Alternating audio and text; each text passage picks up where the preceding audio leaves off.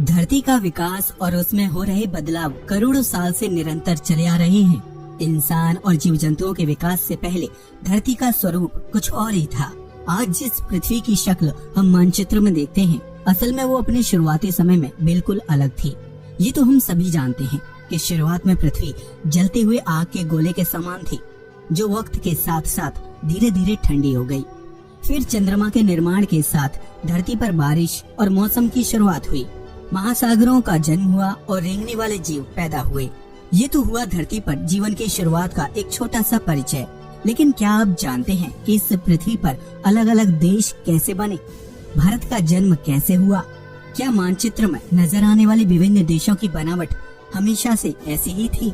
अगर आप भी इस तरह के सवालों का जवाब ढूंढ रहे हैं, तो आपको इस वीडियो को आखिर तक देखने की जरूरत है, क्योंकि आज हम बात करेंगे धरती पर भारत देश के निर्माण की। वही देश जिसे हम सारे जहां से अच्छा हिंदुस्तान हमारा कहते हैं।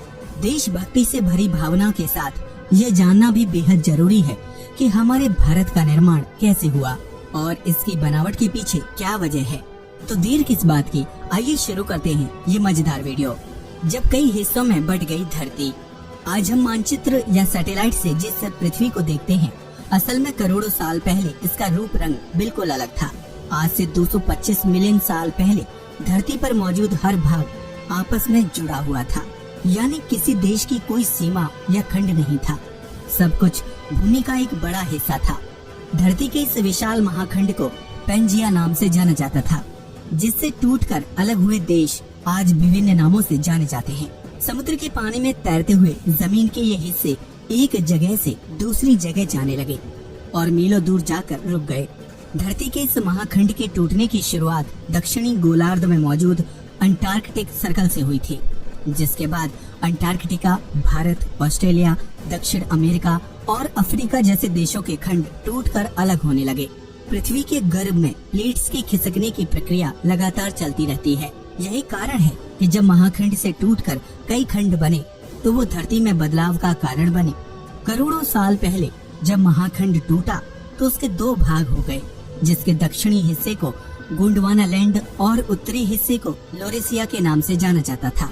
धरती के इन दोनों हिस्सों के बीच समुद्र की जिस खाई का निर्माण हुआ, उसे परमो ट्राइएसिक नाम दिया गया।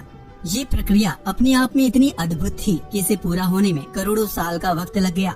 बाद के सालों में लोरेसिया से अलग हुए भूमिखंडों से यूरोप, एशिया और नॉर्थ अमेरिका जैसे देशों का निर्माण हुआ, जबकि गोंडवाना लैंड से अलग हुए हिस्से अफ्रीका और ऑस्ट्रेलिया के नाम से जाने गए। इस तरह धरती का एक महाखंड टूटकर कई देशों के निर्माण की वजह बन गया। भारत का निर्माण। वर्तमान में भौगोलिक रूप से भारत एशिया का हिस्सा है, लेकिन करोड़ों साल पहले भारत का यह टुकड़ा गोंडवाना लैंड का हिस्सा था। जब भारत का भूमि टुकड़ा गोंडवाना लैंड से अलग हुआ, तो अंदरूनी प्लेट्स की वजह से वो धीरे धीरे एशिया की तरफ बढ़ने लगा। कई सालों तक चले इस सफर के बाद आखिरकार भूमि का वो हिस्सा वर्तमान के लद्दाख से जा टकराया और उससे जुड़ गया। इस तरह गोंडवाना लैंड से अलग हुआ भूमि का एक हिस्सा एशिया का महत्वपूर्ण देश भारत बन गया।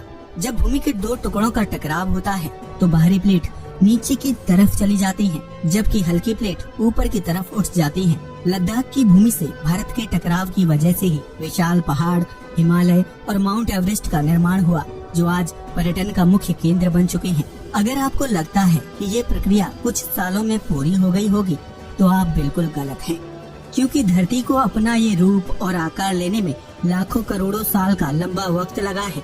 भारत की बाहरी प्लेट लगातार हिमालय की तरफ दबने लगी है, जिसकी वजह से इन पर्वतों की ऊंचाई साल दर साल बढ़ रही है।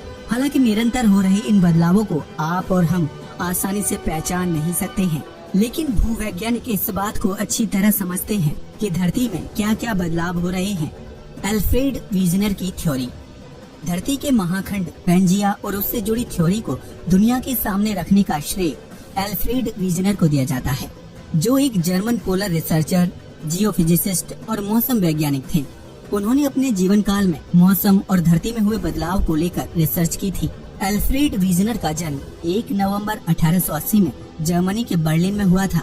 उन्होंने ही अपने शोध कार्यों के दौरान बताया था कि धरती किसी जमाने में एक विशाल महाखंड के रूप में थी, जो समय के साथ विकसित होती गई।